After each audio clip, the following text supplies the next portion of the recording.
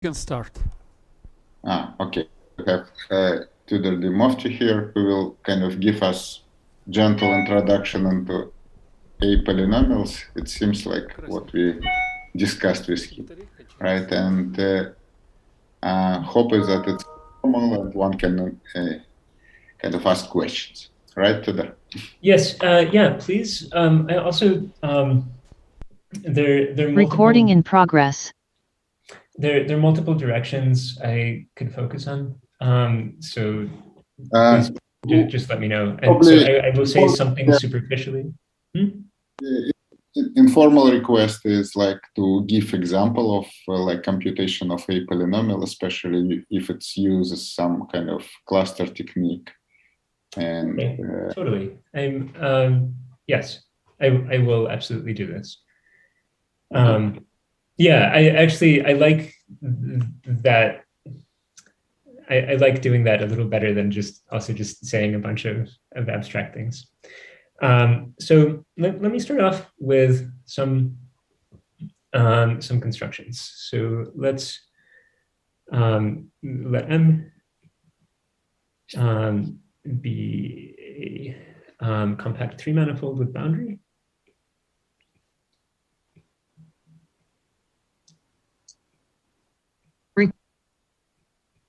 And for the setup, the classic setup of A-polynomials, the boundary is taken to be a torus, for example. M could be a knot complement.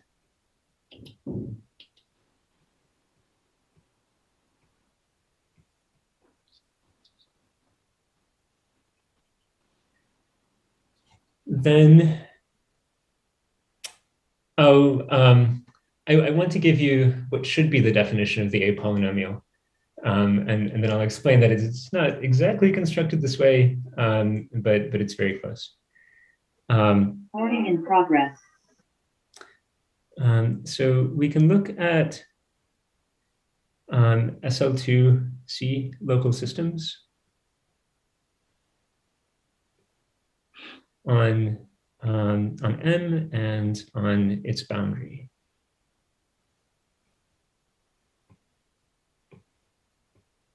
So by this I mean as a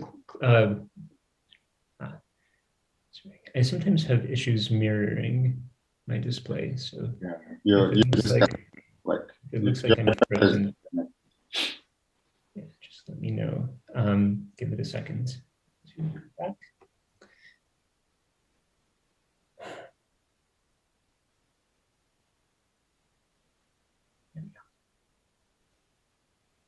Yeah, it is back.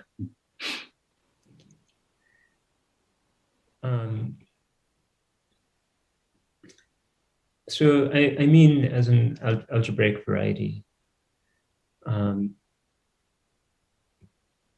also sometimes called the representation variety, in maps from the fundamental group of, in this case, the boundary, to SL2C.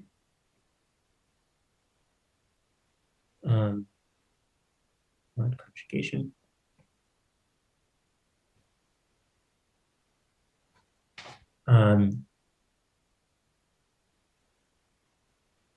Which you should think of as a GIT quotient. That since the boundary torus is very, very simple, this as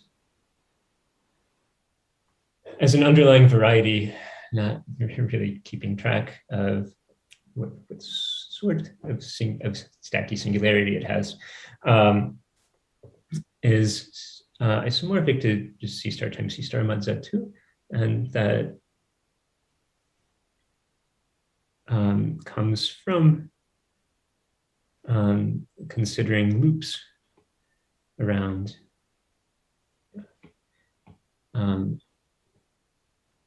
two cycles, which are often called A and B cycles in the knot theory world or topology world. They are known as longitude and meridian cycles in the case of a knot complement. I'll call the curves mu and lambda. If we represent them as SL2 matrices, the fundamental group of the torus is commutative, and any SL2 matrix can be put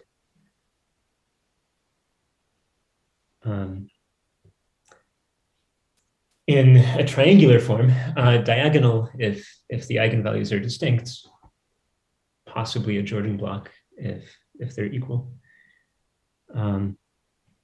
So this star comes from the only in the case if m is equal 1, right? Exactly, or minus 1. Yeah. Mm-hmm.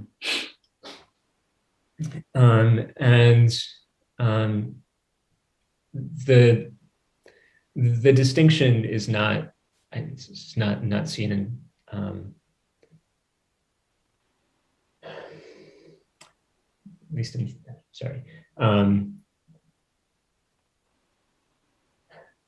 Ignore the stars for the moment. Yeah, I basically want to ignore the stars at the level of discussion here. I'm sorry, when I write C star times C star mod Z2, I have in mind the thing with coordinates L and M, where Z2 is inversion. It's back. Tudor? Yeah. Don't we need one matrix upper triangular, another lower triangular? Those would not commute. But what? And they have to, because oh, I see. Sorry. I1 is abelian. Yeah, sorry. Thank you. Yeah. Similarly, we can look at the much more complicated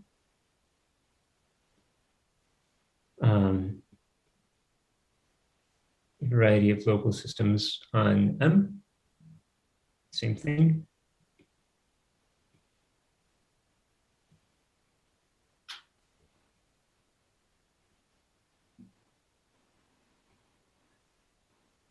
And then there's an inclusion map. Topologically, there's an inclusion of the boundary of M into M, which induces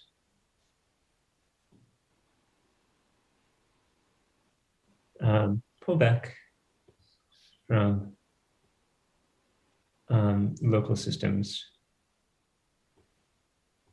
on M to local systems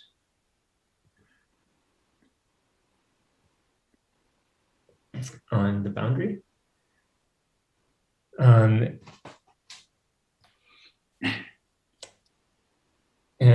in a simple world,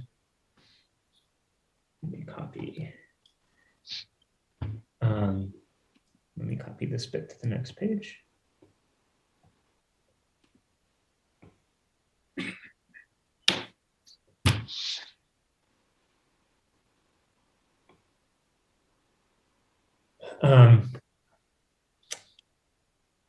In a simple world, the inclusion, the image of this pullback would be nice.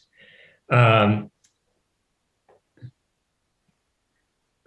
me introduce some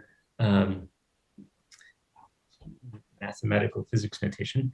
So instead of saying local systems on a boundary, I'll say boundary phase space.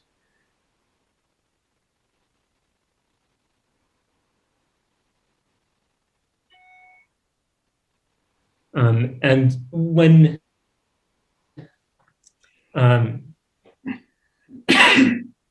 this is an Atiyah-Bott-Goldman symplectic form.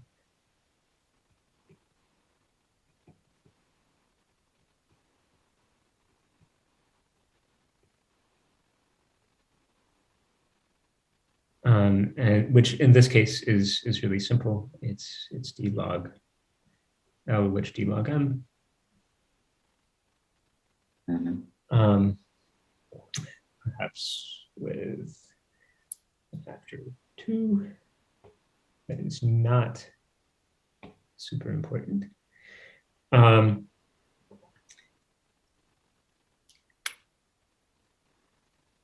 Local systems on two-dimensional, real two-dimensional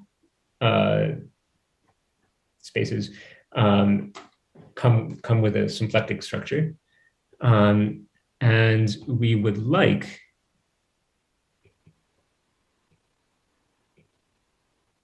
the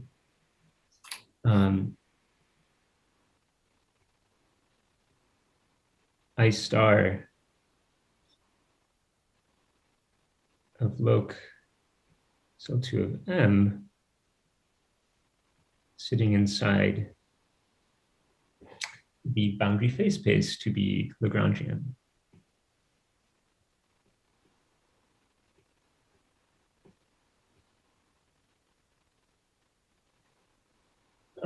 And this is where subtleties arise. Let me maybe, before saying the subtleties, say in words what I assume most of you have seen this before, but just in case. So these are local systems on the boundary that can extend, that admit an extension into the, I always say bulk from physics, but the interior of M. So one would like this to be Lagrangian in thinking of local systems as flat connections in an analytic world. One is solving some elliptic differential equations.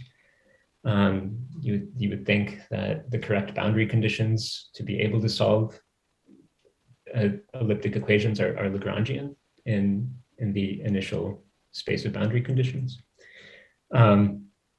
initial space of boundary values, and this statement is true, but only with suitable modifications. And there's sort of two sorts of modifications. So this I star of loc M tends to be extremely complicated and has components of different dimensions in general.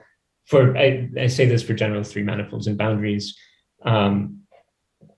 is not a nice space.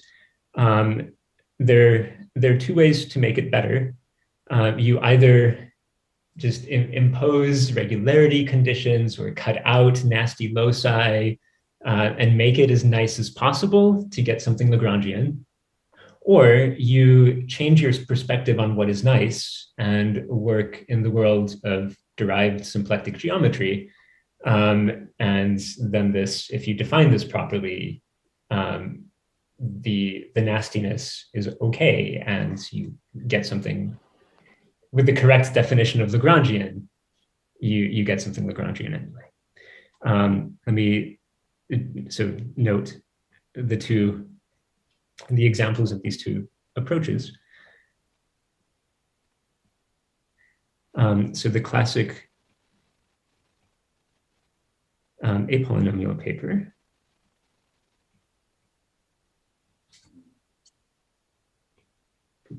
color Gillett, Long, and Chern.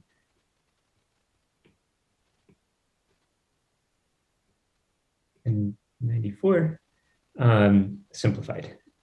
So they did a few things. They restricted to the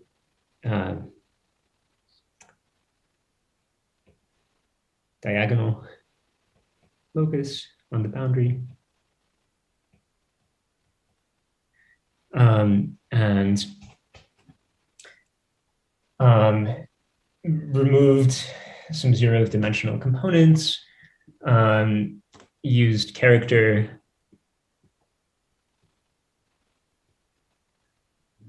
varieties rather than local systems, very close,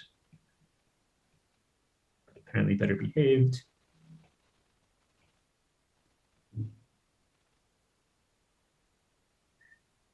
And so modified this to sort of pick out a nice piece of this image and took the closure of the image.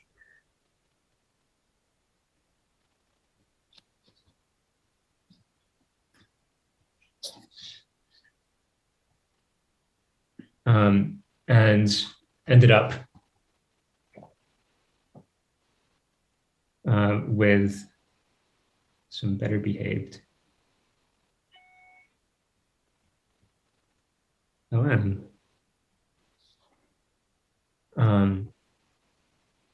In C star across C star mod set 2, cut out by a single polynomial equation. And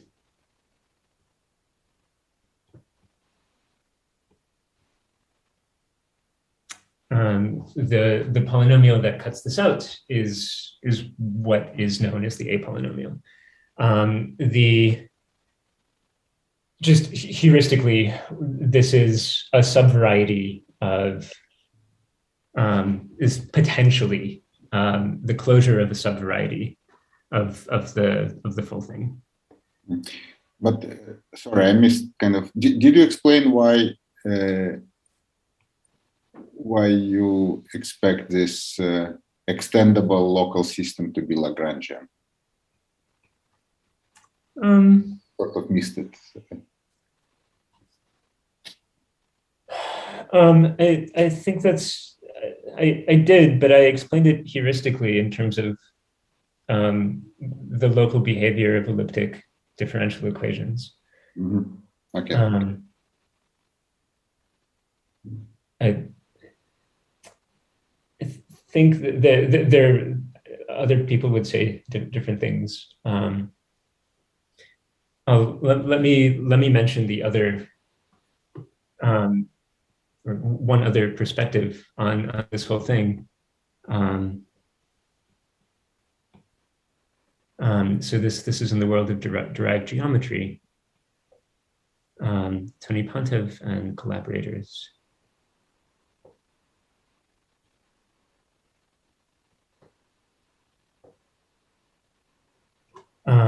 So they reinterpret all of the different moduli spaces here as derived stacks.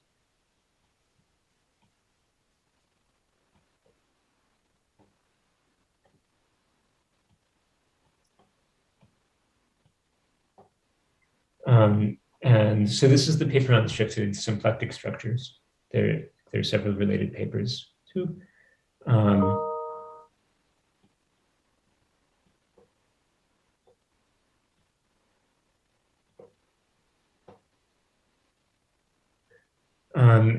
And they actually proved in their setting that that the image of I star is Lagrangian in a generalized sense. Mm-hmm. Okay.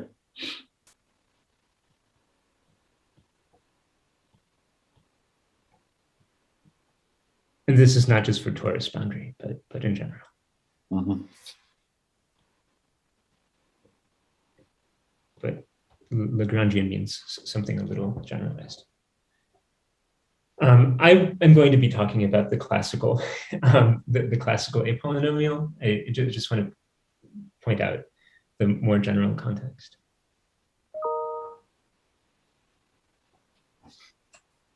So what is it?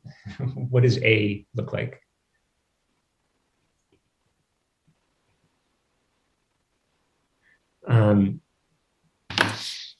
If n is the unknot complement,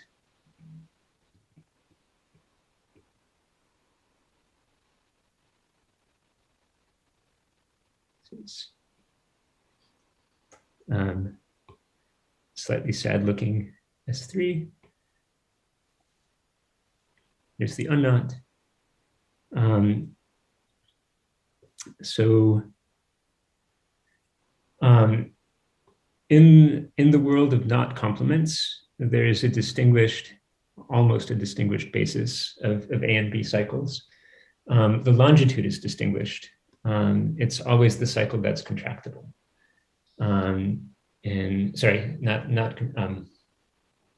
It's the cycle that is trivial in homology of the complement. So I'll just write that for what it's worth. It's unique on any knot complement.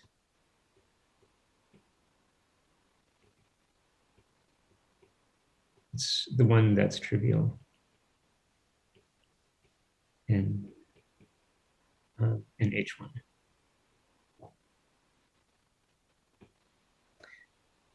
And the meridian is a thing that has intersection number 1. With the longitude, it is not entirely uniquely defined.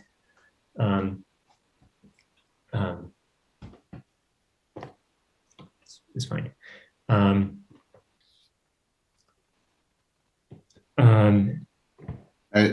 Sorry, I guess if you think of this as actually removing a knot, the meridian is also unique. It's a tiny loop that links the knot. Well, this definition of longitude, is it the same as to say that the longitude is not linked with a knot, and it's can be extended to other? Yeah, that's well. What does not linked with the knot mean? So that if you draw a surface, that it has. Sorry, I think that's exactly what it would be. So you think of it as a slight deformation of things. Yeah, that'll do it. It's a slight deformation of the knot with 0 linking number. That sounds right. That should guarantee the triviality in H1 of them. Okay. Thanks.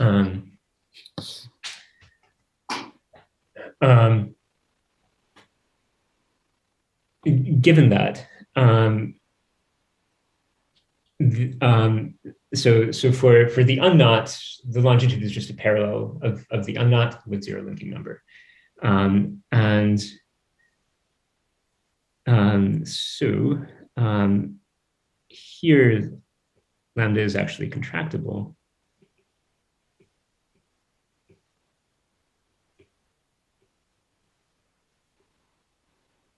And that means its representation looks like that.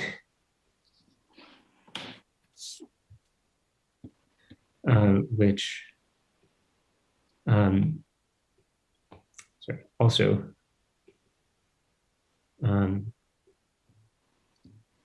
the fundamental group is freely generated by mu.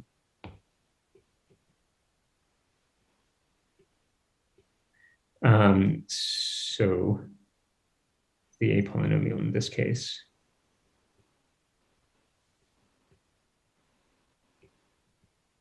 is just L minus 1. There's no constraint on M. That's stupid. And I'm going through that because now for any other knot, there will be a component of the A-polynomial that's L minus 1. And it's, see, the trefoil knot complement. For the trefoil, looks like L minus 1, Lm to the 6 plus 1. And in general, for any knot, there's this L minus 1 component.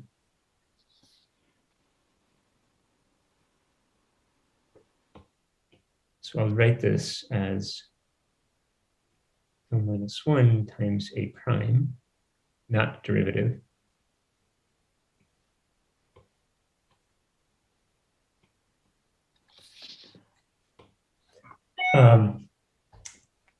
Where the L-1 bit comes from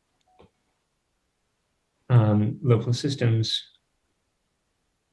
whose structure restricts to the torus.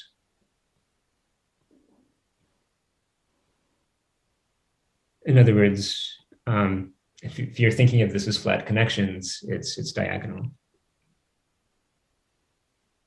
Ah, okay. Mm-hmm.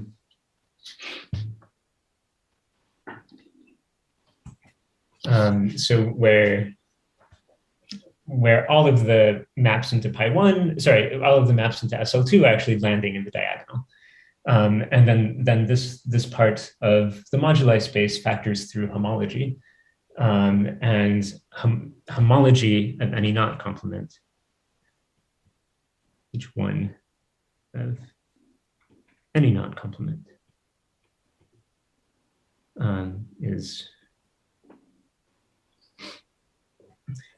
Z generated by the meridian. Mm-hmm.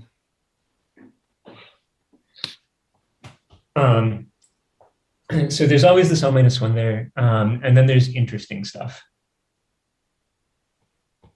So this is coming from non-diagonalizable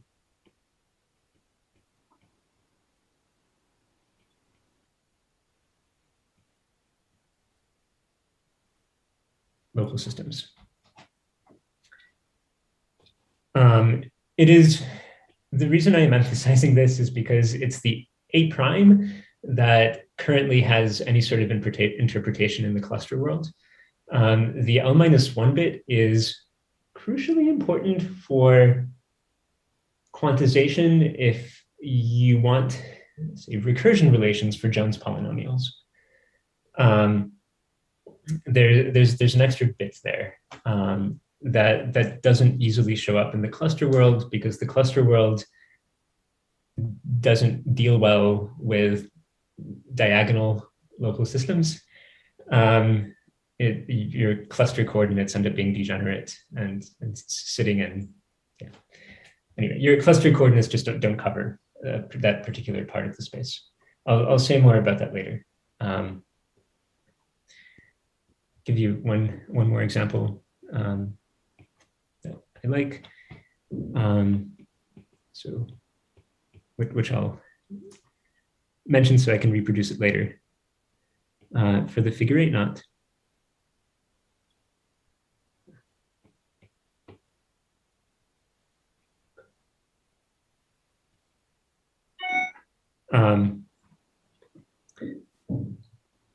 the A-polynomial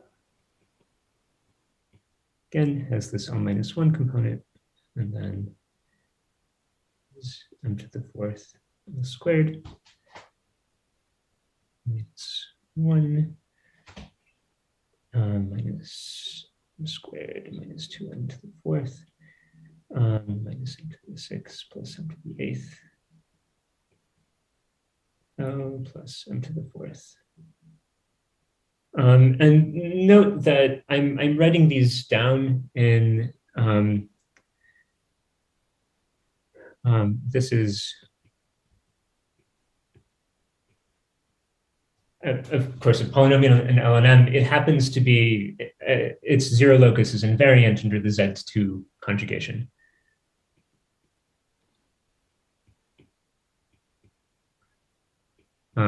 But you can see that that has this property. It's symmetric in the right way. But usually one writes these lifting up and sort of undoing the Z2 action.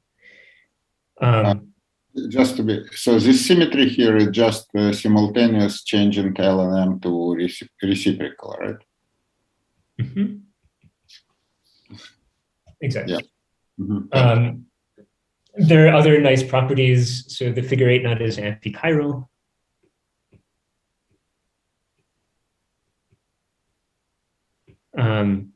In other words, it's invariant under a change of orientation along the knot. Mm-hmm. And that gives you an extra symmetry.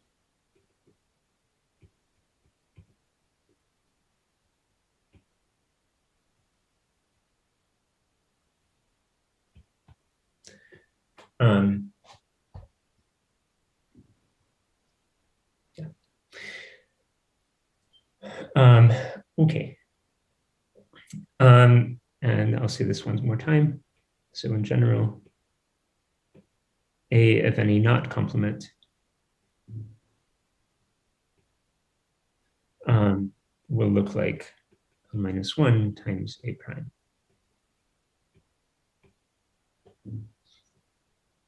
An obvious generalization of this whole setup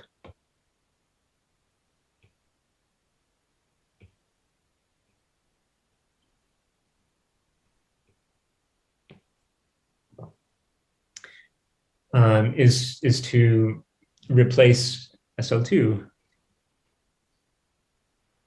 with any reductive group G. And Tudor, I apologize for a stupid question. It doesn't look like obviously symmetric under this inversion, because all the powers are positive. Yeah, if you invert, the powers become negative. It's up to a monomial. Okay. Sorry. L and M are invertible. Sorry about this. Okay. So yeah, thank you for asking that. So it looks much better if I divide by m to the 4th L.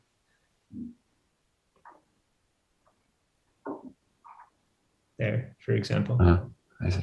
Thanks. Tudor, may I also ask a stupid question right away? So what part do you call a polynomial? Just the whole expression? The whole thing. Because apparently there is this middle part which is somehow, well, maybe called a polynomial itself. Yeah, I guess it depends on the context. If we're using what most topologists would call the A-polynomial, it's the whole thing. But yeah, as I said, it's A prime that can be reconstructed from triangulations, for example.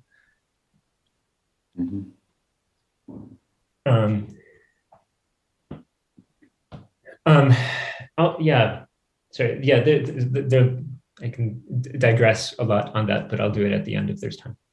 Sorry, Tudor, one more question. What is the behavior of the A polynomial under connected sum of nodes?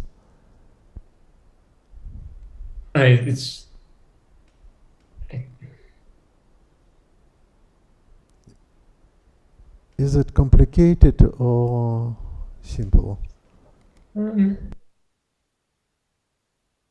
I don't know the answer off the top of my head, but it sounds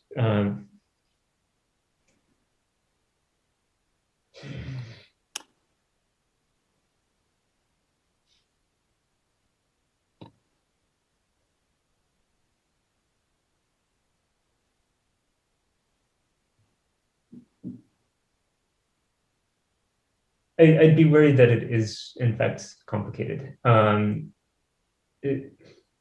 You would want to get a nice map from, so certainly the meridian on either of the individual knots maps to the meridian on the connected sum. The problem is with the longitude, and you need to cut the longitude open at some point to do the connected sum. And when you're dealing with non-abelian local systems, I'm not sure that's going to be an easy operation. Like you would almost want to say that the longitude for the whole thing was the product of the individual longitudes, but we know that's not true.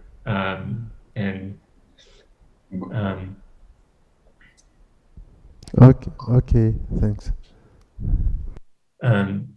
But it's not true that the product of the eigenvalues of the product is product of eigenvalues, right? Exactly. Yeah, that's the problem. Exactly. So that's basically it. I don't think it's a, off the top of my head, it doesn't seem like it would be a nice operation. No way. Yeah.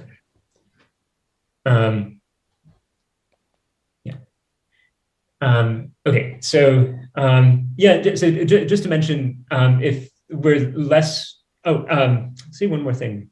The way that, maybe the reason that Color and co-authors focused on knot complements or on specifically three manifolds with torus boundary is because one knows things about hyperbolic metrics and their relation to SL2 connections there. And that was actually used to prove that the image of this thing has dimension 1 and is going to be cut out by a polynomial. So there's also some hyperbolic geometry going into the original theorems. Any case, one would like to generalize beyond much of that and work with more general groups, and say three manifolds with any boundary. And that's been done a little bit.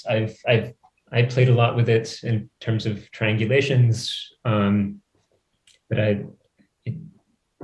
I don't think there's a totally beautiful story yet, aside from some of the very abstract derived stuff that is, yeah, that needs more computational power. But this is what you think, and then you would replace. You wouldn't be talking about polynomials. You would talk about Lagrangians, or some generalized notion of Lagrangian here.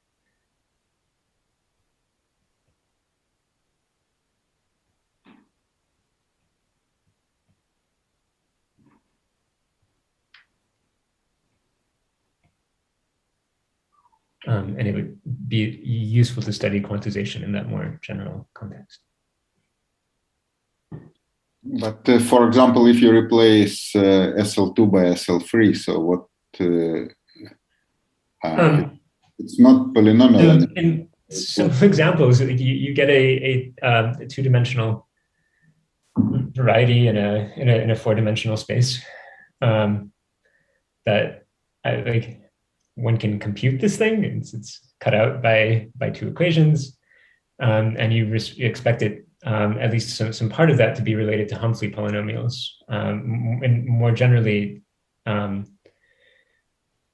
you would expect that, right? Sorry, let me say things about not polynomials later, but all of this, like the SL2 version is related to Color-Jones, the SL3 version should be related to recursion relations for like colored SL3 knot invariants. Mm-hmm. Okay. And there's a cluster story for higher rank as well, which will compute part of the SL3 variety. It will compute the part where the local systems are sufficiently generic. Okay, so yeah, probably later. So they're yeah, nice generalizations of all of that. Let me say a bit about Chern-Simons theory.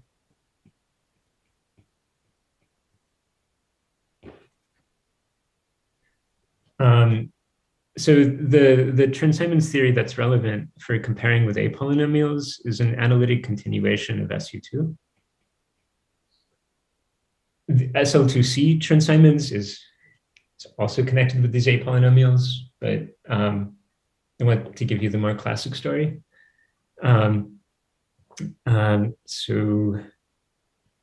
GC Chern-Simons and a three manifold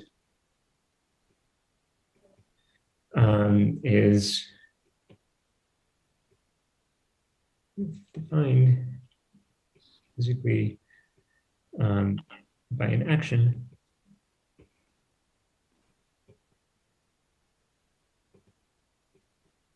this is a function from connections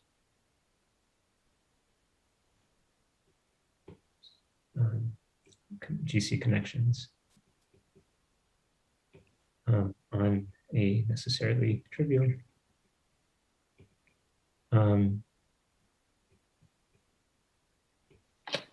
topologically trivial let's say principal bundle, or in this case you can take a 2D vector bundle on M modulo gauge equivalence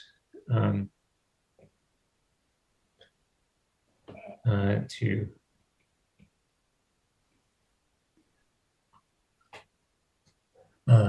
Armad 2 pi z. That's correct. It's given by the standard Chern-Simons functional.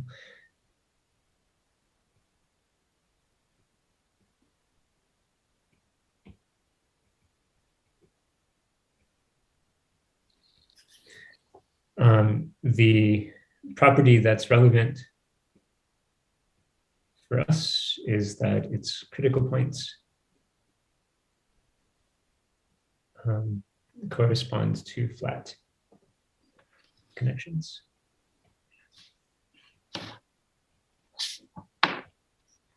And by a cube, do you mean a wedge cube? Yeah. Sorry, was there a comment? I missed that. Yeah. By a cubed, you mean wedge cube? Yes.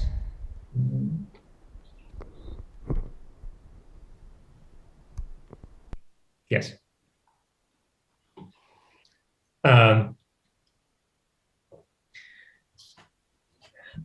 So the right. So the quantum theory computes correlation functions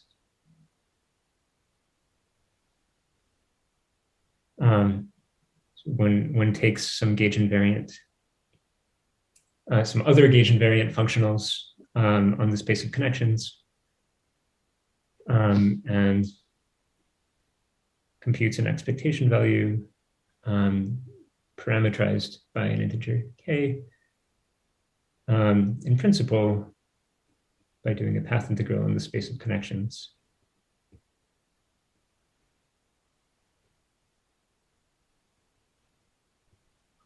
With a weight, it's ik times that Chern-Simons functional. And just to connect, so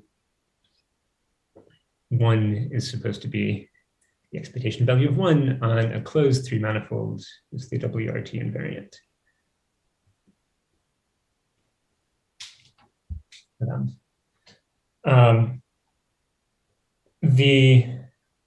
This is incredibly superficial.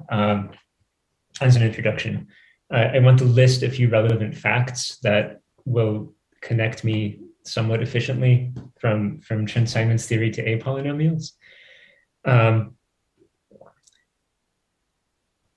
So Chern-Simons theory associates to any surface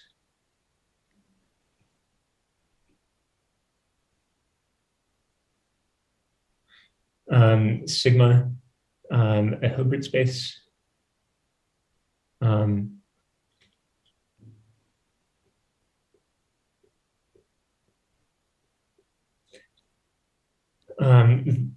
call it H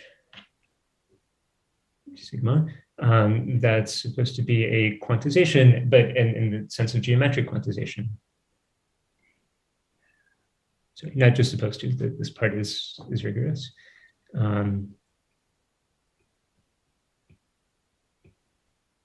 Of flat, whatever the compact group is.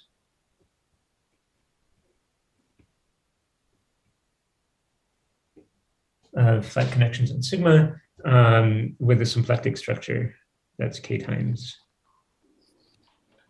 the Atiyah-Bott Goldman form.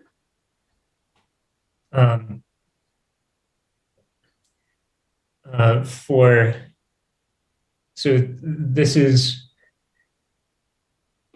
a quantization in particular. What is this? So this is a quantization of the real form or a real locus in what I called P, I would have called P sigma.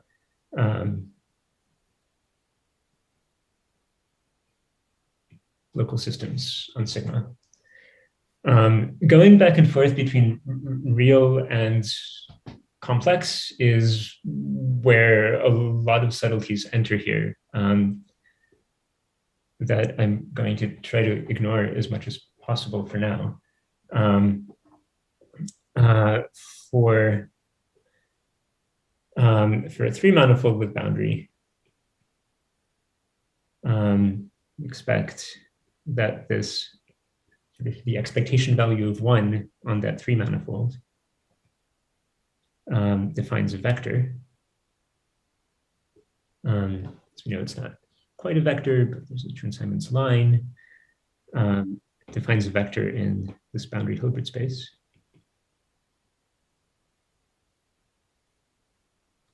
Depends on the level K. And now the general expectation that was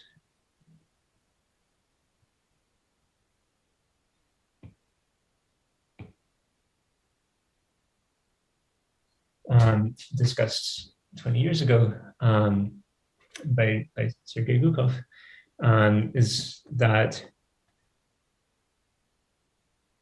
a quantization of, in a suitable sense, of the variety L of this Lagrangian variety has this vector as a 0 eigenvalue, annihilates this vector.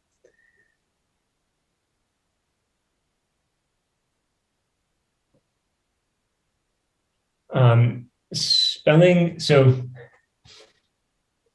say it in words given the time. Just a second, Tudor, in this formula above, did you mean dm or d sigma? Yeah, thank you. It's boundary of M, right? Okay. Yeah, of course. Sorry about that. Thank you. So there are many ways to say this. In a classical limit where the level gets very big, one would expect this vector in the boundary Hilbert space to be approximated by sort of a delta function on Lm, a delta function on this Lagrangian specifying which flat connections on the boundary extend into the bulk. In the classical limit, Chern-Simons is a classical theory of flat connections, and its quantization at finite k should have something to do with the quantization of both this system of both the moduli space of flat connections on the boundary and the moduli space of flat connections in the interior. And the precise conjecture coming out of this is that some operator that's a quantization of this Lagrangian annihilates the state defined by the three manifold in the boundary Hilbert space. If we spell this out in the case of not complements,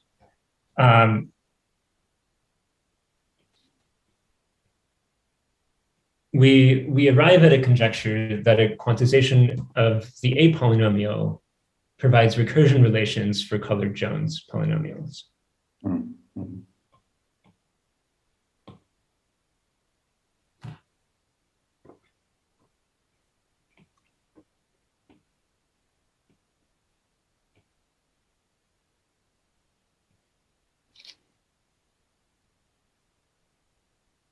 Capital K not.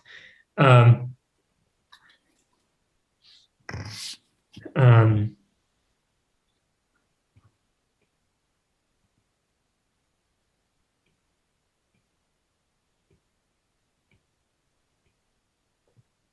I'll just say the final implication.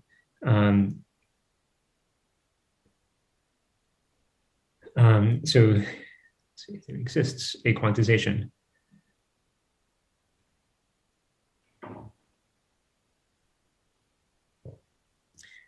That's also some Laurent polynomial.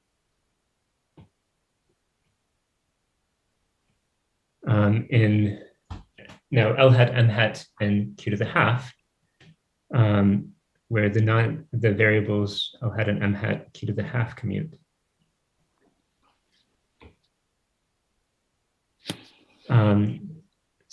Such that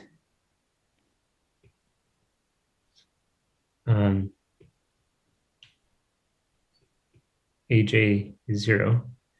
In other words, the sequence of colored Jones polynomials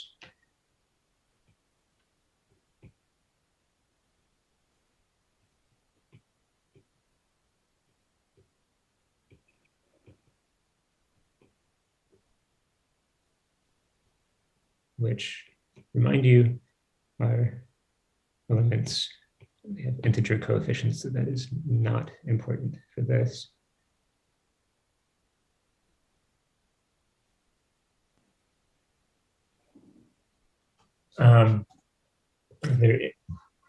Laurent polynomials in Q to the half in this normalization, labeled by n's, by positive integers, sort of colors,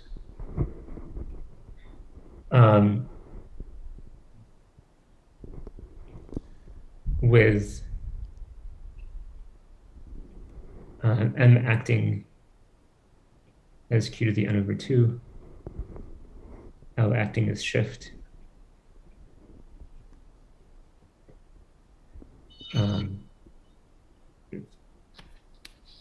A hat annihilates this sort of vector. And here, n small is a number of the irreducible representation, yeah? That's right. So I think the question was about the order of the recursion. Yes. Mm-hmm. So this is just repackaging recursion relation. Sorry, I have trouble hearing. So could you repeat the question and answer? Yes. So the order of the recursion is the order of L hat in A hat, which is expected to be, though I don't know any proof of this, because quantization of these is something I'll say a bit more about in a second. Expect this to be the same as the order of L in A, is the number of non-diagonal. Oh, sorry, it's not just non, it's all of them. It's the number of flat connections or number of local systems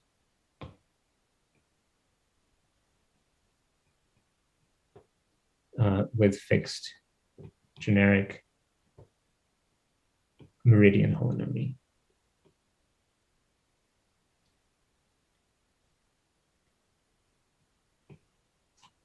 So one fixes little m and asks how many solutions are there? How many ways can a local system with fixed m be extended into the interior? That's the order of L in the A-polynomial, and it should be the order of this recursion on colored Jones. Let me show you what some of these look like.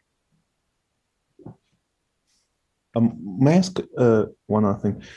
Is it also expected that the ideal of operators annihilating Jones polynomial is generated by this quantum A-polynomial? It is. Oh, thank you.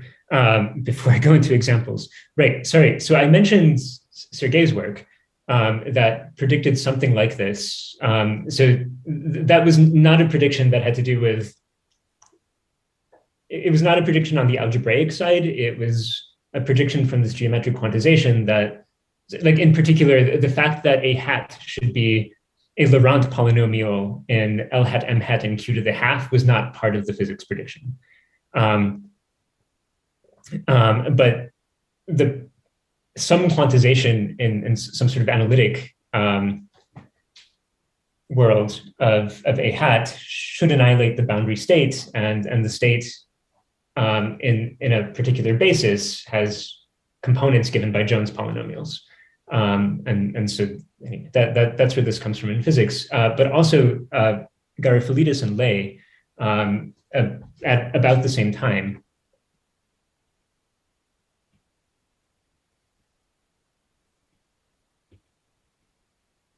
think maybe in O2, proved that the color Jones polynomials form a Q-holonomic series.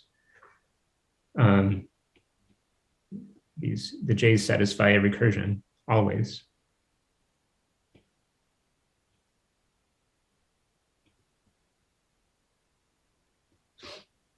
That can be computed. And then Garofalidis in O3 formulated what is called the HA conjecture. This recursion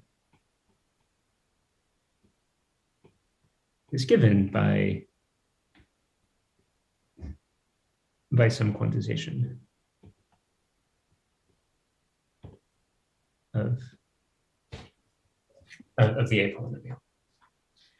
When you say quantization, is this quantization well defined? I will talk about it in 3 minutes. Sorry, just to reformulate this question, is that right that the quantization is not defined yet, at least? That I think you have more to say about that than I do. Let me make a list in a sec. Right. Sorry. Thank you. Sorry. Certainly, it was not defined in the AJ conjecture. Like it was not comparing like two well-defined things and saying they're equal. It was saying there is always a recursion relation for Jones polynomials. If you take that recursion operator and set Q to 1, you will get a multiple of, or what you get is divisible by the classical A polynomial. That was the precise conjecture. Sorry, let me say that. So AJ precisely, the recursion operator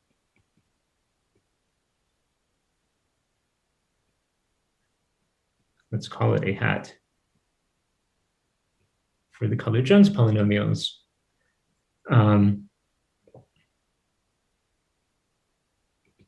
Satisfies the following. I'll write it in the strongest possible form. A hat with Q set to 1 is divisible by the A polynomial.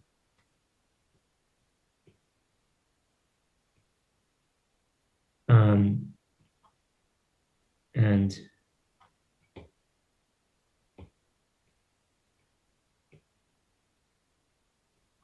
what you get is just some polynomial in M and not L. This part of the conjecture that what you get involves M and not L is very special for knot complements, and is related to my answer to this question about the order. So the order of M in a hat can be very large, but the order of L is thought to stay the same. And like obviously that can only make sense for knot complements where you have this distinguished longitude. If we talk about an arbitrary manifold with 3 manifold with torus boundary, there's no real distinction. Okay.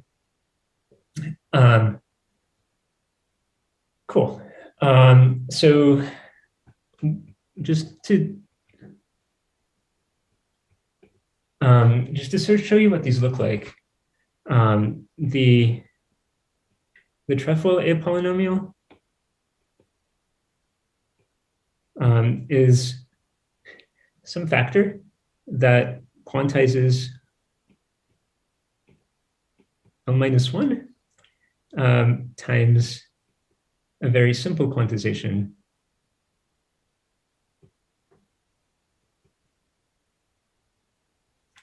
it's probably minus of the classical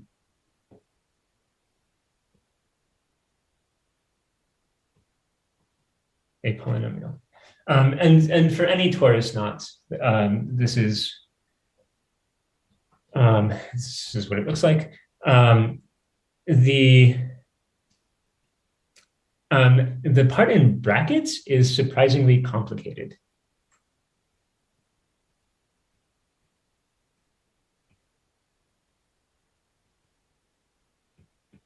It ends up looking like some function of m times L minus some other function of m, and Q.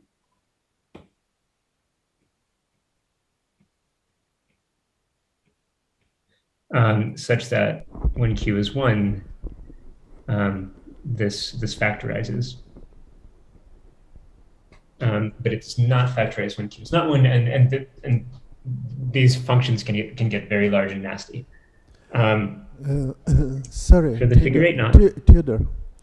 It is complicated, but whether it is the same as for the unknot? It is not. No, like no, it changes for every knot. I don't actually. I really don't know a good way to control this, and I don't know what it means, and I'm not sure. I also haven't thought about this very much in the last 5 years, but I don't think anyone has brought any order to these factors. Like, you would think that a quantization of L-1 is really trivial, and it is not. Yeah, I see. Thanks. A hat for the figure 8 looks as follows. I want to point out some features of this. I'm not going to write hats everywhere. Looks like this. So the first term in this classical A-polynomial was just m to the 4th L squared, and now we get some extra factors in.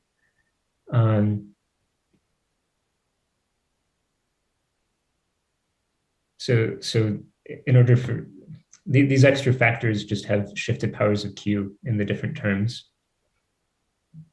I think that should be a 4. I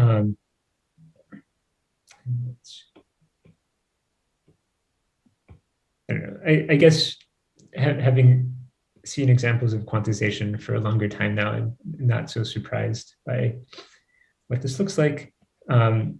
But write it down.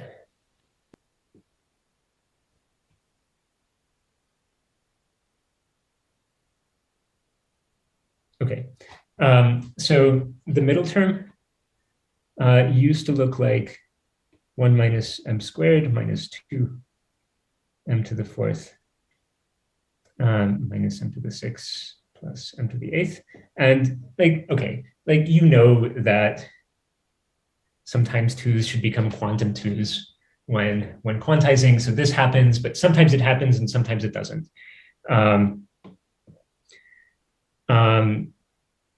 And the final piece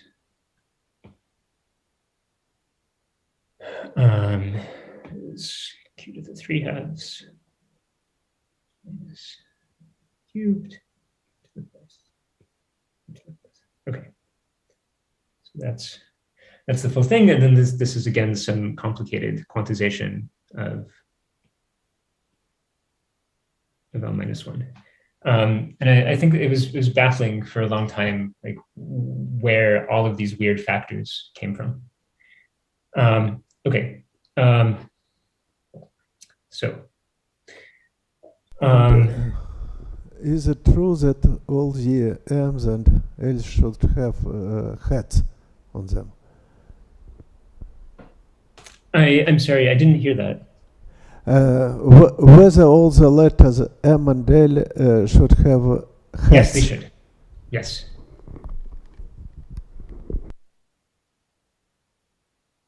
And Tudor, does this operator act on some polynomial in M, right? That or M hat, whatever. Yeah. So right. So now let me say that. So how do you think of this?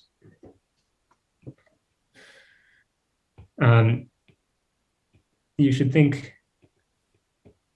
of a hat as generating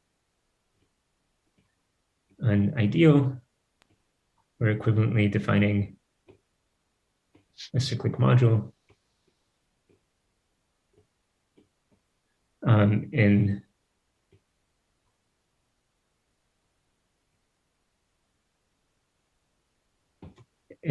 the Weil algebra.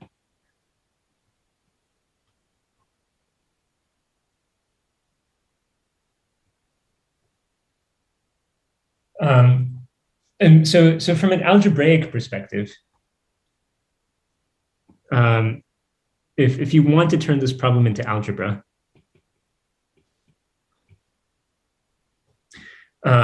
we have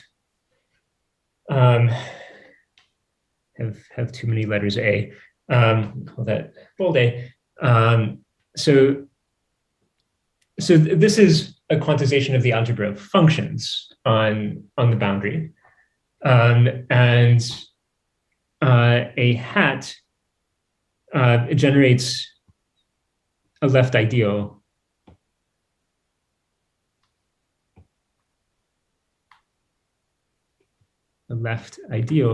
IM, and of course there's a cyclic module in this algebra, and so classically one has a polynomial in this algebra, and it should quantize to some left ideal. And the Lagrangian condition classically should imply that this is Q-holonomic. So Lagrangian wants to be Q-holonomic upon quantization. So let me say what's known.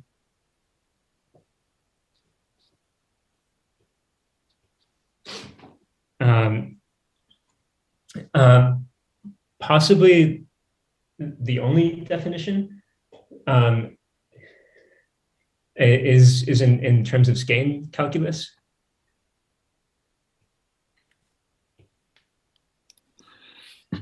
But Sasha may interrupt me and tell me that's not actually a definition yet. At least abstractly, what skein calculus gives you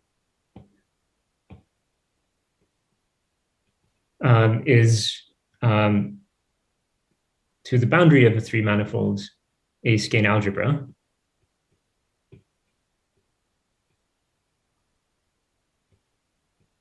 which for a torus boundary is isomorphic to the thing I wrote above.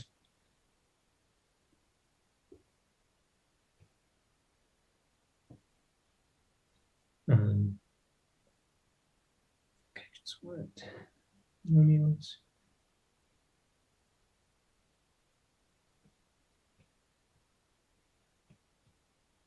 Where L hat and M hat represents sorry, I probably need a Z2 quotient, but L hat and M hat up to some Z2 represent the skeins along the two A and B cycles of this torus. And this is just the statement that every skein using skein relations can be rewritten just in terms of the two big cycles, the two non-trivial cycles. that's a very standard result. And for M, when it gets in by construction a module,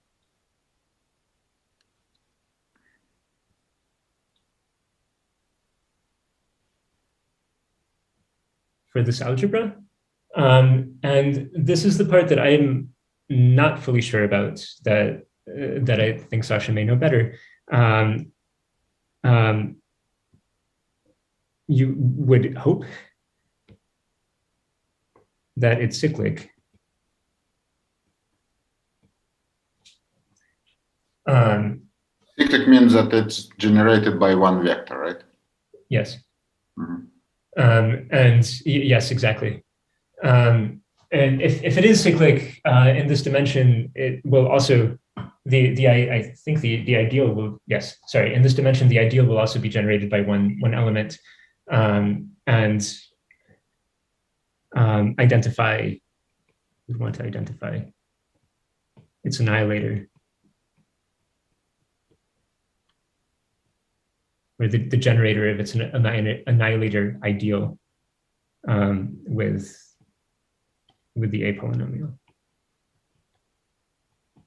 with the quantum A-polynomial.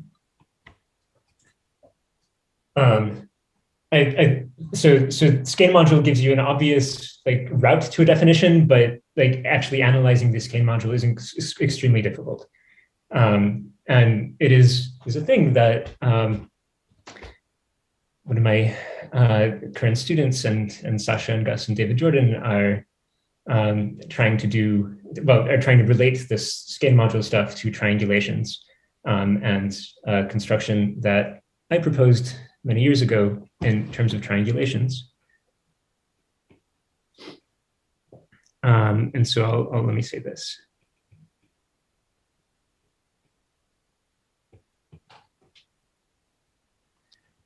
So triangulations tell you how to compute. So they give access to the primed versions.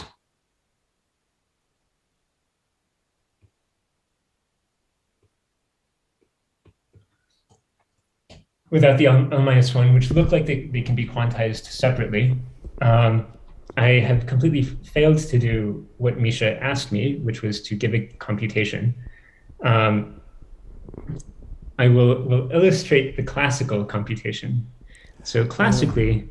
sorry, are these triangulations of the three-dimensional manifold, yes, or of its boundary?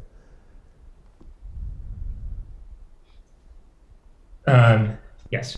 I mean, somehow both, but the sort of triangulations I have in mind are ones that topologically look like tilings by truncated tetrahedra. So saying ideal is a useful thing in the hyperbolic geometry world. It is less so when we're just dealing with local systems on a topological space. So what I mean is a tiling by truncated tetrahedra of a knot complement such that the boundary of the knot gets tiled by the tiny triangles at the vertices. So there's, let's give a canonical picture of this. So you think of a triangulation of this boundary torus, and then each little triangle on the boundary torus is connected to some giant tetrahedron that ultimately, if there's a single boundary torus, it will ultimately connect back to that boundary torus. So there's, in the hyperbolic geometry world, there are standard ways to describe hyperbolic structures on a three-manifold, on a knot complement by tilings like this, where one puts some hyperbolic shape parameters on edges of a tetrahedron, equal on opposite edges and satisfying two relations.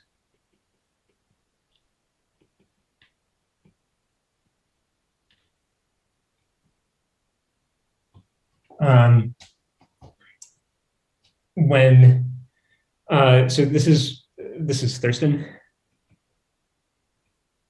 but also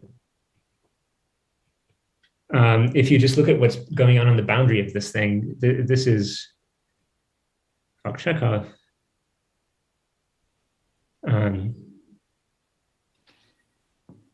Hope I have not missed a letter there. Sorry. Leonid and Goncharov.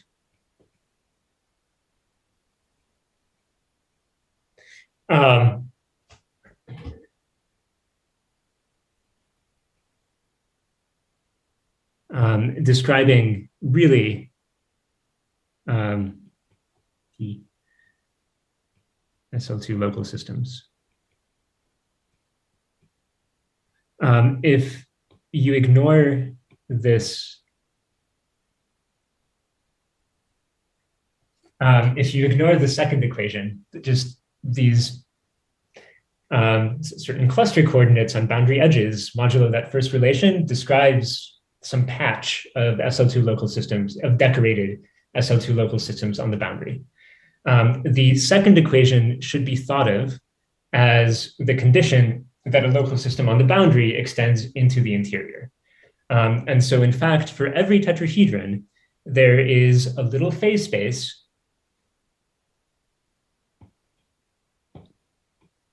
associated to the boundary of the tetrahedron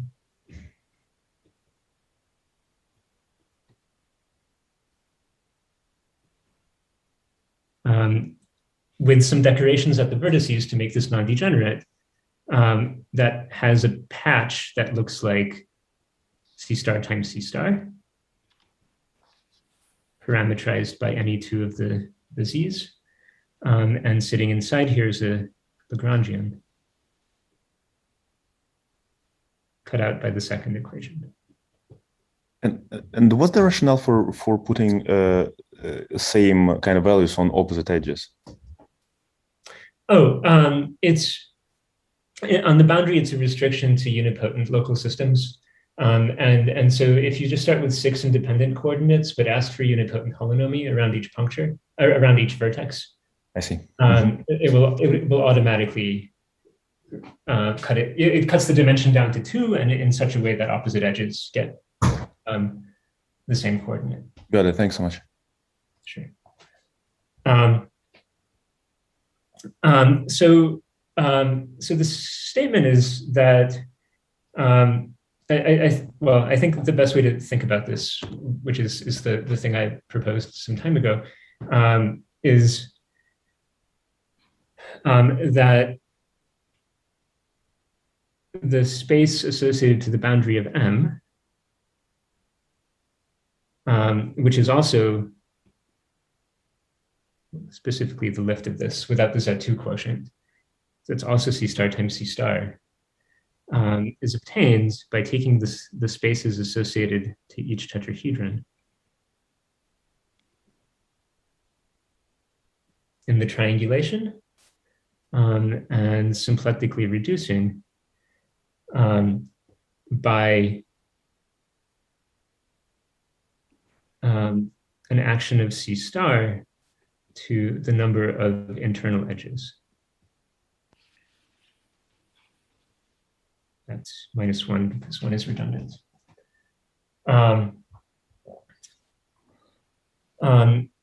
This is not really a surprise. Anytime one tries to glue local systems together, there's a symplectic reduction operation. And here, when you try to glue tetrahedra together, there's a constraint that comes from any internal edge, and those constraints are moment maps for C star actions. And this relation of tetrahedron algebras and final boundary torus algebra is just it's some sort of monomial transformation. This is a very, very simple operation. The more interesting one is that the A-polynomial is obtained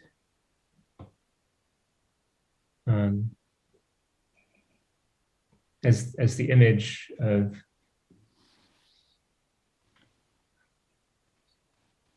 these tiny tetrahedron varieties under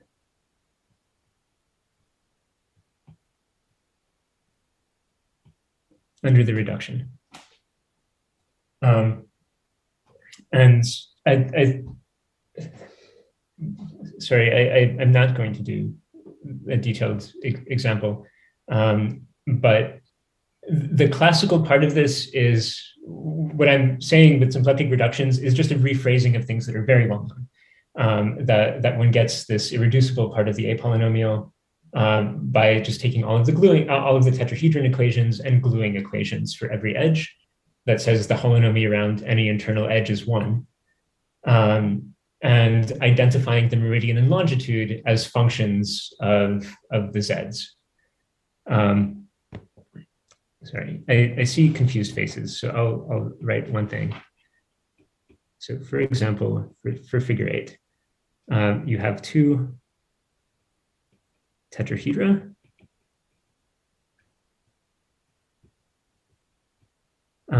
And there is a single gluing constraint.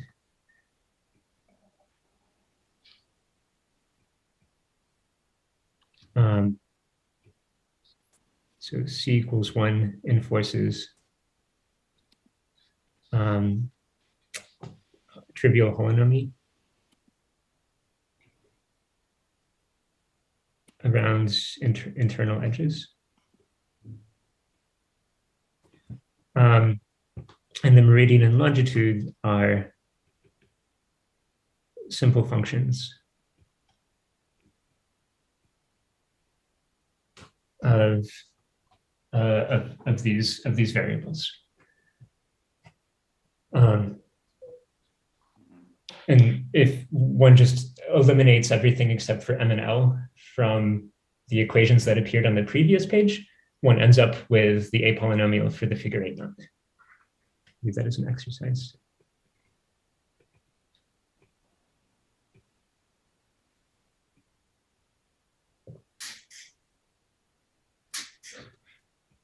And this is this A prime, right? This is A prime. So it's a way to get classical polynomial, right? Yeah. So what about? So the reason this works is just classical geometry. And the nice thing about this is that there's already a definition of the A polynomial in terms of classical geometry. This is a way to compute it.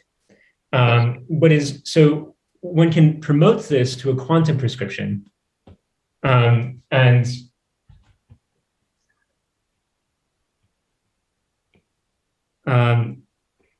promote these equations. So now one has sort of tetrahedron algebras that involve, say, Z and Z prime. So double prime. Here I want Laurent. With the constraint that one has to figure out there's a unique thing that works, which I think is minus Q. Half. And there's an ideal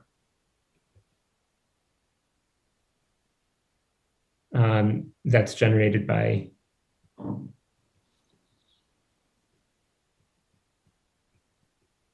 Z plus Z prime inverse minus 1. And then there's a direct analog of Hamiltonian reduction in the quantum world. And one gets the correct A hat primes from this.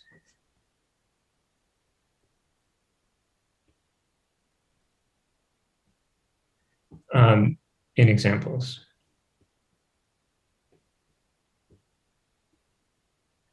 And the part that is not, well, it's, if one knew that this was calculating a known thing, then it would be clear that, for example, this was invariant under changes of triangulation. And at the moment, it's not entirely obvious. So that that's a thing that's missing there. So this definition is still conjectural, right? So modulus is it is conjectural. So the one thing that one thing that is nice here is that if this has any chance to be invariant under 2-3 moves, for example, all of the powers of q's are uniquely fixed. And so if this definition works, it's unique. Okay, but then one runs into weird, like, yeah, one runs into nastiness.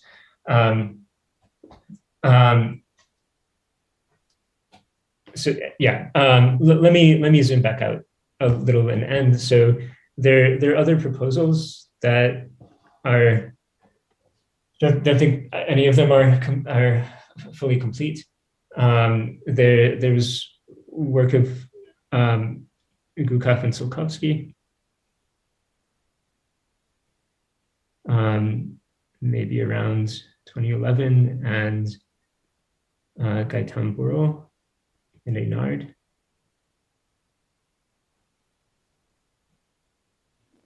In 2012, quantizing with topological recursion.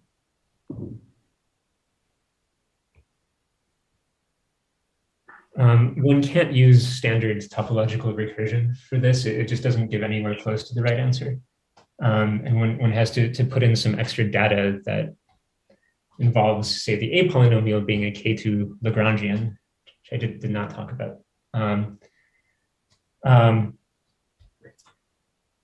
Sorry, I think these are actually the main approaches that exist. So let me list them again. So there's recursion relations for the color Jones that one can compute, and magically one finds that their classical limit is the A-polynomial. There is skein algebra, where one can define but not compute yet. There is this triangulation approach where one can compute, but it's not clearly invariant.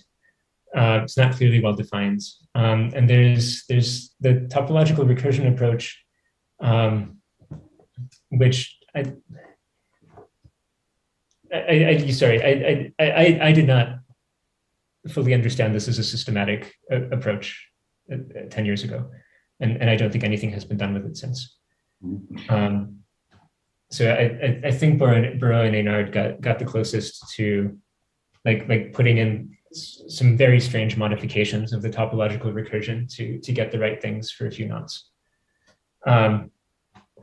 Ideally, these would all sort of merge together into a single quantization picture. And on one note, so I said K2 Lagrangian. That's a thing that folks in the cluster world might care about. This definition of the A-polynomial as coming from a Hamiltonian reduction of very simple Lagrangians for each tetrahedron makes it obvious that the classical A prime is a K2 Lagrangian. And that, I think that's all I'll say on the matter. Sorry, here.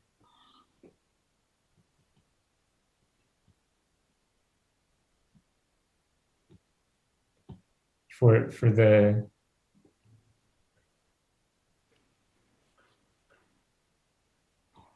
the avatar Elvachan of the symplectic form, just because these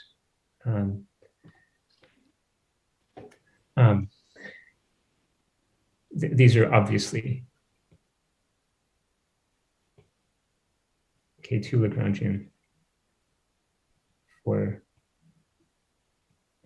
Z website prime.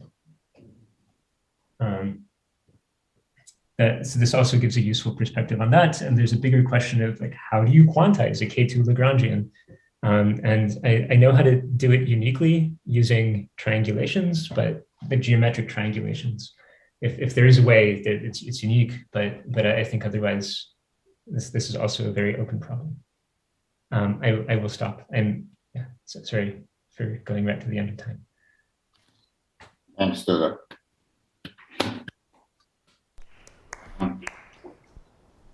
Well, just to clarify, in this triangulation approach,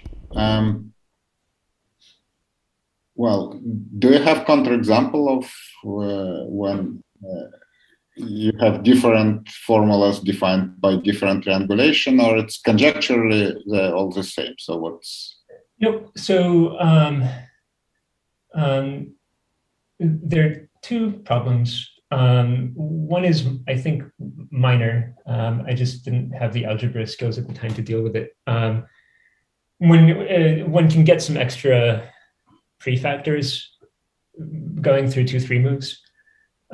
So one might get two quantizations that are the same up to a prefactor. So they divide each other.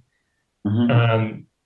And so you'll get sort of the same fundamental piece, but with an extra bit that you would want to say is invertible. This is coming classically from the fact that, let me say this classically,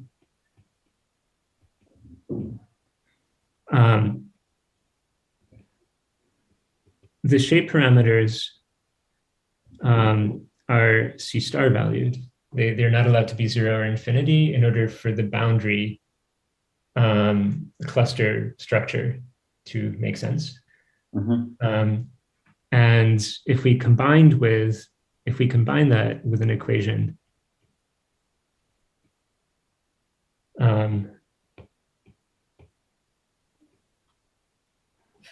for extending into the interior of a tetrahedron, that also means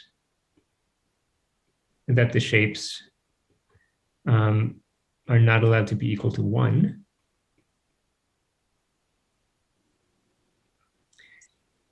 So what one actually gets classically as the result of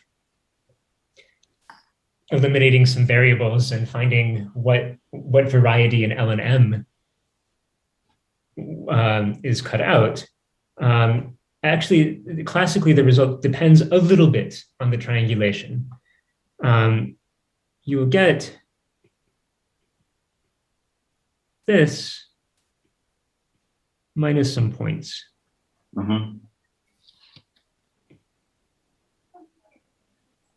And what does minus some points mean? It means some elements are invertible.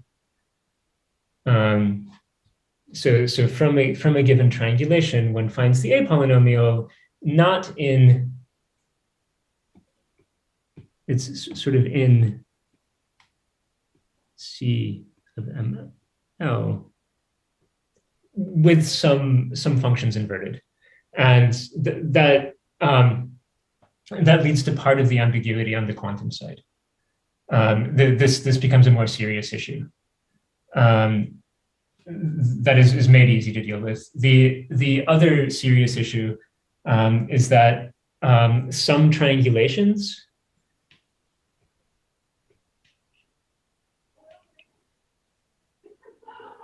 force one of the shapes to be 1. And this is what happens when you have a self-folded tetrahedron.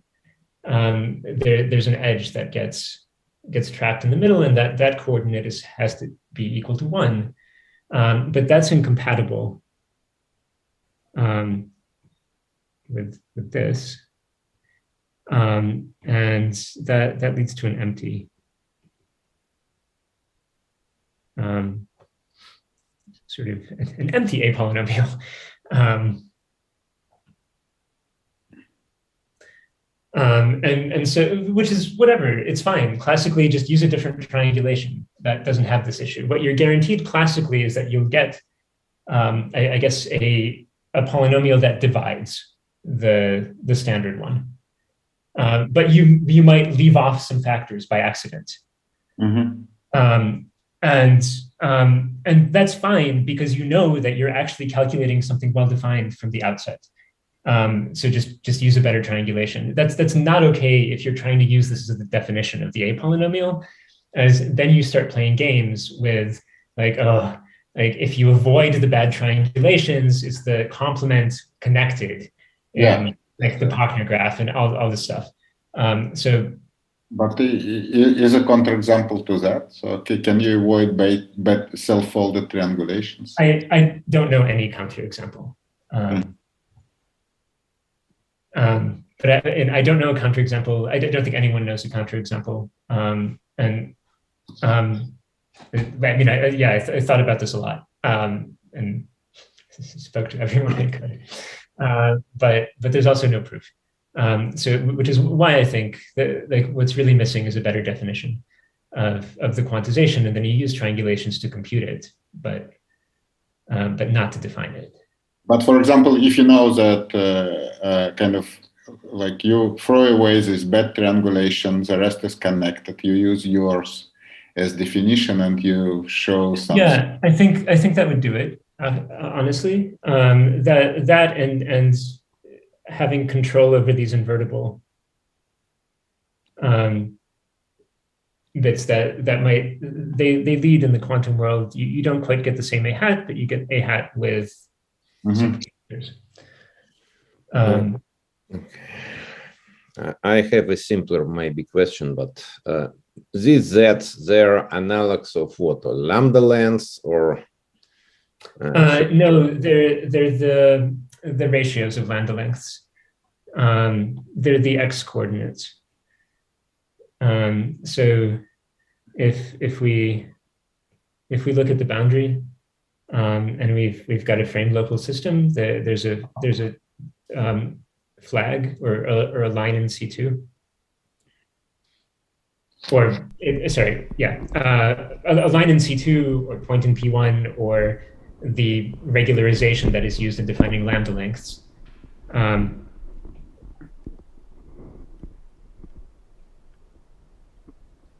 the Z is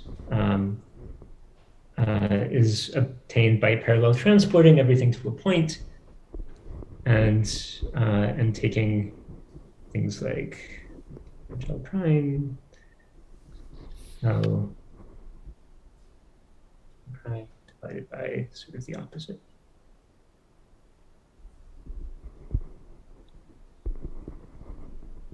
Not the same sign. So these are like the shear coordinates, right? Exactly. Mm-hmm. So each of these is what you would call lambda length. Mm-hmm. Yeah, these are shear coordinates, and so like the same sort of the same sort of Fock-Bonsharoff approach that works for two-dimensional local systems on ideally triangulated surfaces works in 3 dimensions as well. It is maybe most clearly spelled out in the paper I wrote with Bonsharoff and Gabella. So one just extends into the interior, and once the geometry is there, and you think like this is a local system with trivializations or with reductions to the Borel at certain points, you try to put coordinates on it, and do the same thing in fact in arbitrary dimensions. Mm-hmm. And that gives a really nice way of interpreting like this thing that I was calling the Lagrangian in a single tetrahedron. Mm-hmm. Whether the volumes of this truncated tetrahedra can be expressed in terms of these z coordinates. I missed the first part. Can you express volume of truncated tetrahedra Well, so volume is a hyperbolic concept. So the answer is yes. It's roughly sorry. It's exactly the Bloch-Wigner dialogue. If you want to change the information of an SL2 local system to a hyperbolic metric, then the hyperbolic volume is the Bloch-Wigner dialogue of any of them.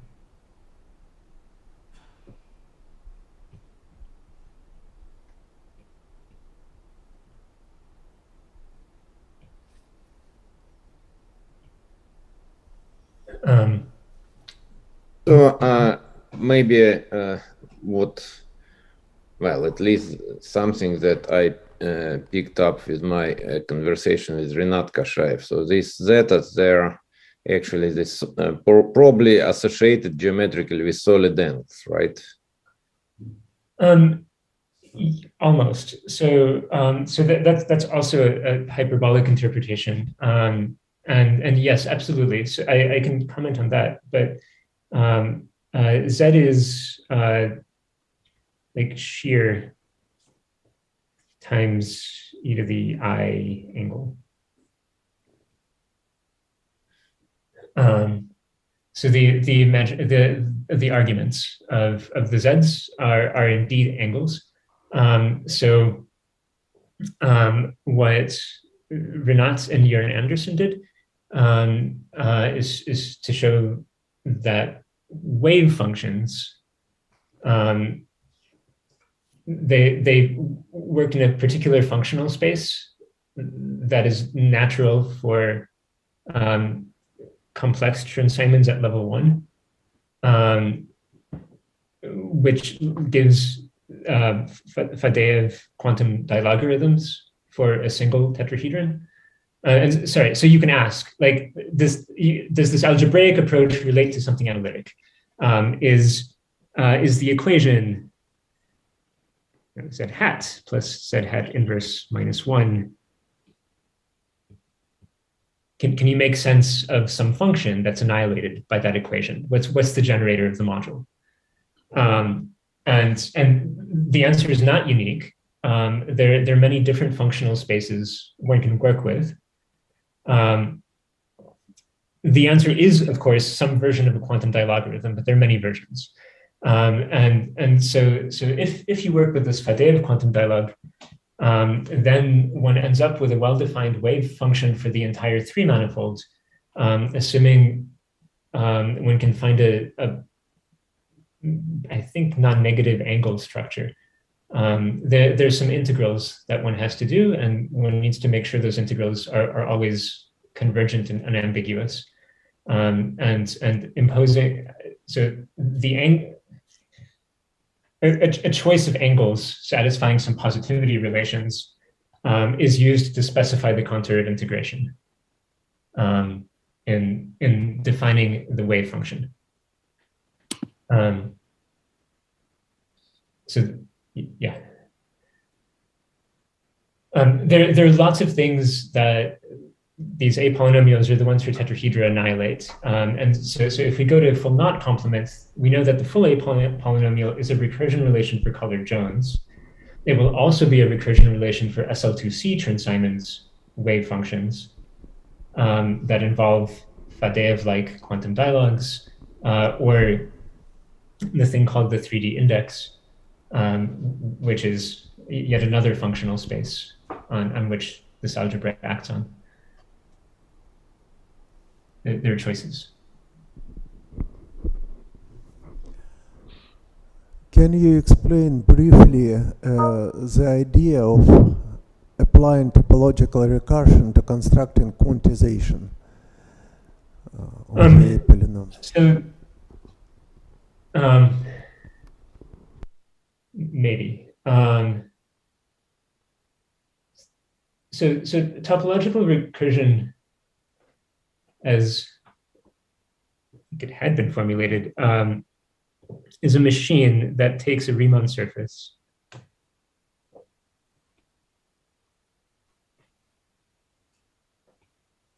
it takes a 1D algebraic curve and spits out a few different things. It's this plus a little bit of extra plus some differentials. There's some additional information that goes in, and it spits out I call it perturbative wave function. So a series in H bar, where we think of Q as e to the H bar. And so there are integrals on configuration spaces that are done. Sorry, Tudor, it is too low. On the screen, we are unable to see. Is that better? Yeah, like that. All right, I'll keep my finger on it. So, sorry about that.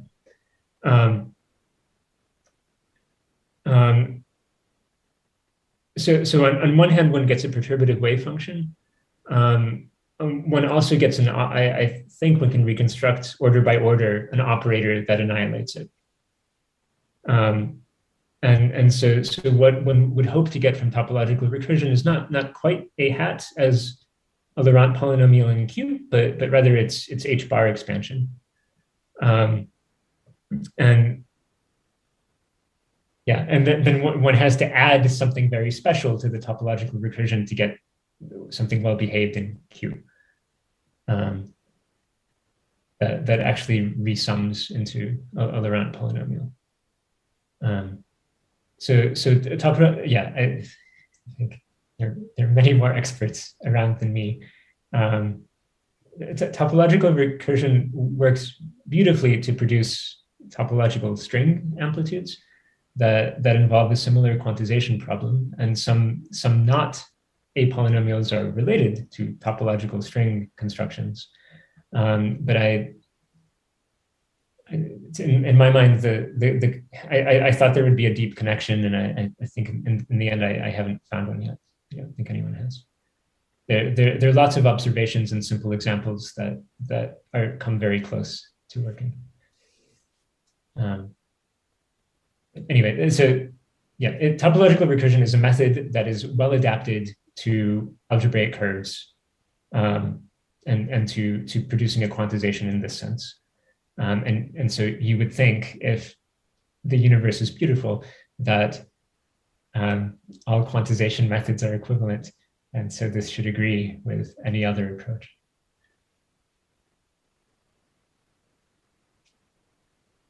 Okay. Can you give some references to what? To well, first of all, what's the main reference to this triangulation approach? Oh, sorry. I guess I feel, I don't know, I still feel weird giving self-references. So this is this function. This is a paper of mine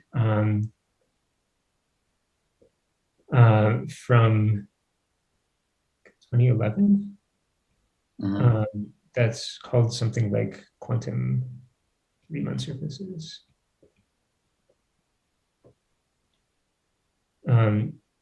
At least that's where it first appeared, and then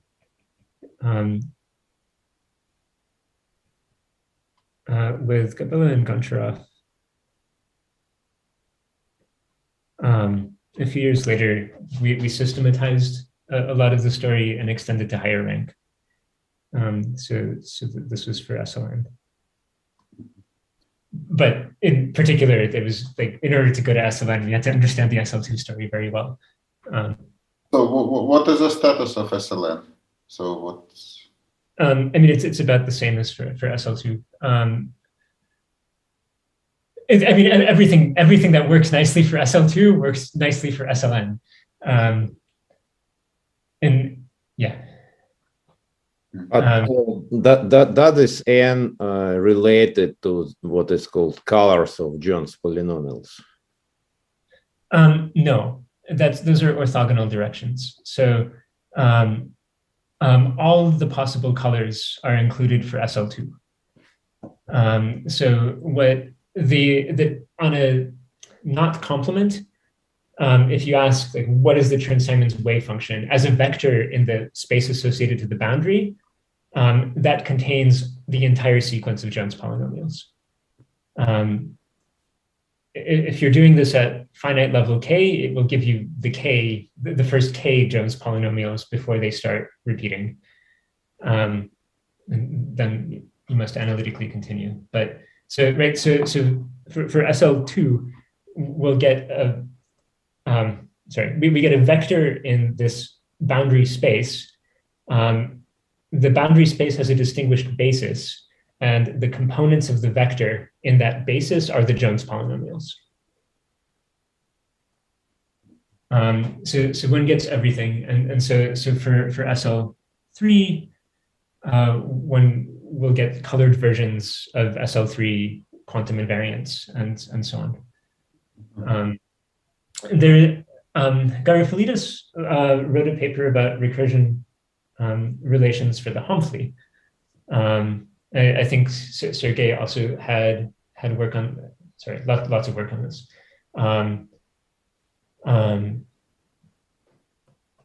So when, anyway, Humphrey sort of sits diagonally in the series of SLN invariants.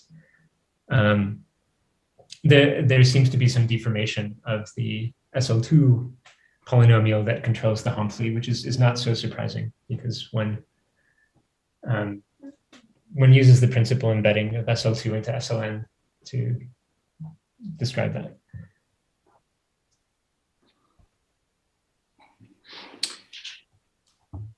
Okay. Yeah. Thanks, Tudor. Any more questions to torture Tudor? Of course, I have more, but maybe it's enough for torture, for the first round of torture. Oh gosh, I'm sorry it went so long. No, it's fine. It's totally the longer the better. No, so don't be it. So it's good. Well, so if no more questions, let's thanks Tudor again, and yeah, thanks. Yeah, it was really nice to see you all. Yeah, the same here. Thanks. Then have a good evening.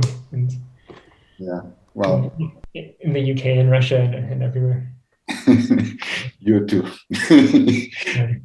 Okay, in your Scotland. Yeah, I'm happy to send slides if you'd like.